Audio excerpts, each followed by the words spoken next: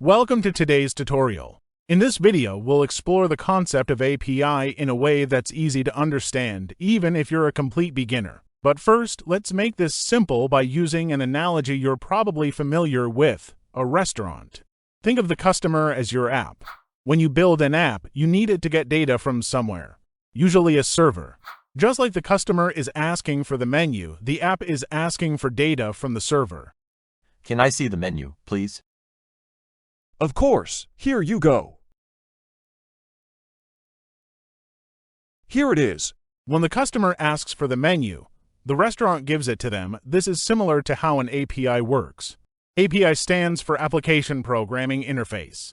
It's a way for different software to talk to each other. In our case, the app like the customer makes a request to the server like the restaurant, and the server responds by sending back some data.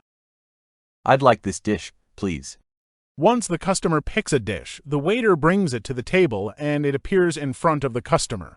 This represents how, after receiving the data, you choose which part of it to display in your app. Just like how you decide what you want to eat, you decide what data you want to show to your users. Let's see how this works in practice. We'll be using a free API called JSON Placeholder, which provides fake data like users, posts, and comments. Let's start with a basic React app. First, we use useEffect. This is a special hook in React that lets us run some code after our component has rendered. In this case, we want to fetch data when our component first appears on the screen. Second, inside useEffect, we use the fetch function to request data from an API. We're fetching data from an online service that provides a list of users. Third, once we get a response from the API, we need to handle it. We first convert this response into a format that JavaScript can easily work with, known as JSON. After converting the response to JSON, we log it to the console to inspect the structure and content. This helps us decide which data to display in the browser and ensures we only render what's useful for our app. Fifth, we also include error handling.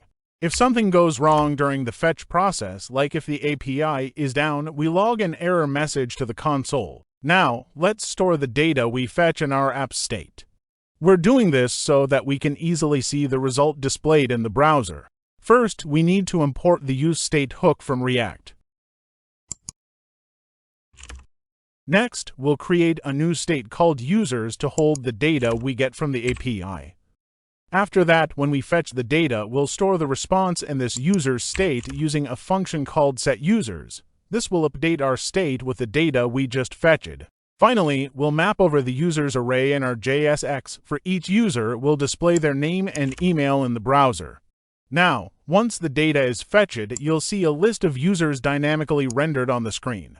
Great job, we've successfully fetched data from an API, stored it in our state, and displayed it in the browser. This is a basic but powerful way to work with API in React. Stay tuned for our next tutorials where we'll explore other methods to consume API and handle data in different ways. If you found this helpful, don't forget to subscribe to the channel, give it a like, and leave a comment below. Your support helps us create more content like this. Thanks for watching, and see you in the next video.